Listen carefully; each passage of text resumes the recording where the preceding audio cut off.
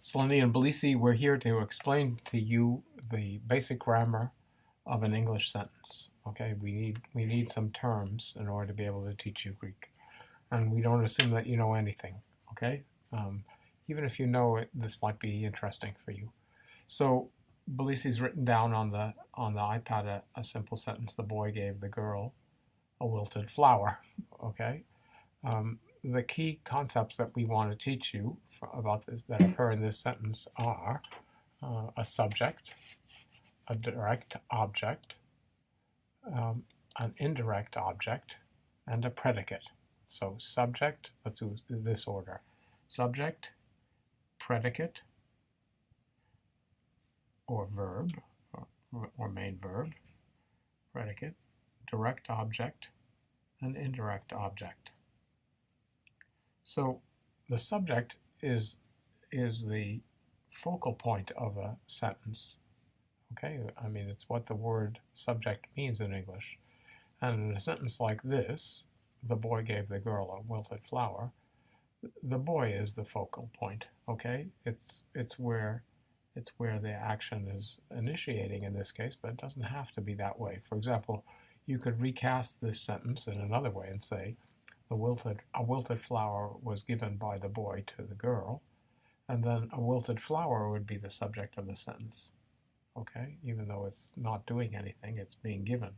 Okay, but it's not doing any active process, right?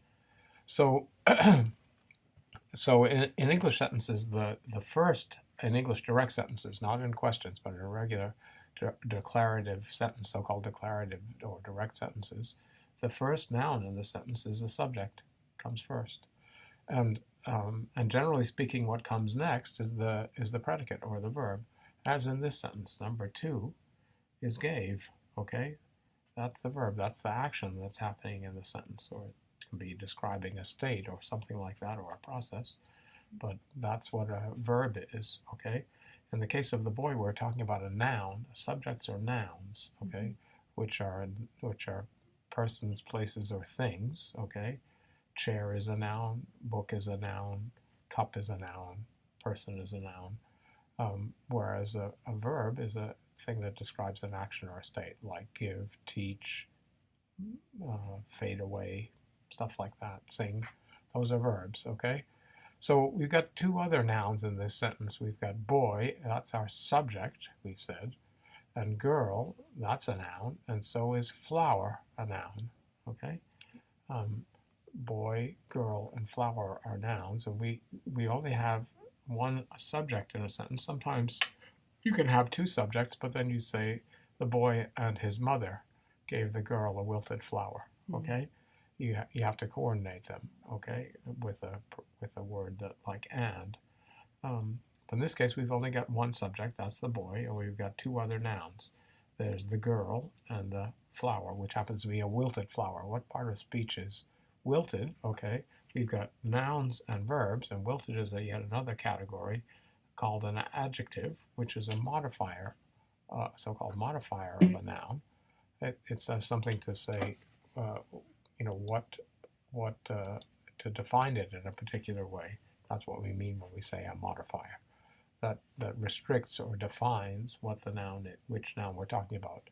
So it's a wilted flower. It could be a green flower. That would be a modifier as well.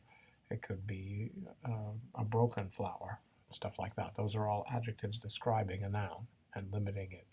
Okay, so if we got the other 2 terms. So we talked about a subject and a predicate. We've got a direct object and an indirect object. So if you're looking at this sentence and you had to guess which is the direct object and which is the indirect one, what would you say? What's the object that corresponds to the subject and that's direct? A direct object. Okay? The boy gave the girl a wilted flower. I think it's tricky. Okay? And I think you might answer girl, or you might answer flower. Okay? In this case, it's flower, because you can, one way to tell is you can recast this sentence into a form: the boy gave the girl a wilted flower. The boy gave a wilted flower to the girl, excuse me.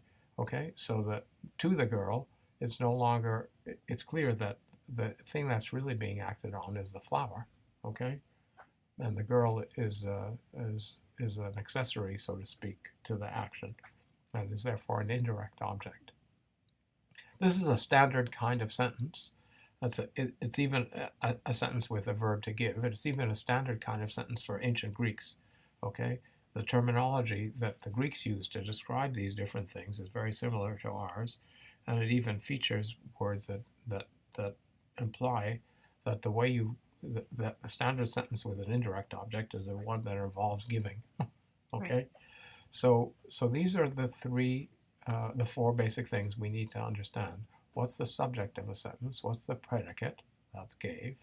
What's the direct object? To repeat, that's the wilted flower, a wilted flower. And is just another kind of adjective. And the indirect object, the girl. And girl, and the is another kind of adjective like a. They're different. We'll learn about them, more about them soon. Okay? And that's the basic grammar that we are gonna practice. And you can see how this would work in all kinds of other simple sentences, okay? More complex sentences have more complex grammar to them, but all we need now is something simple.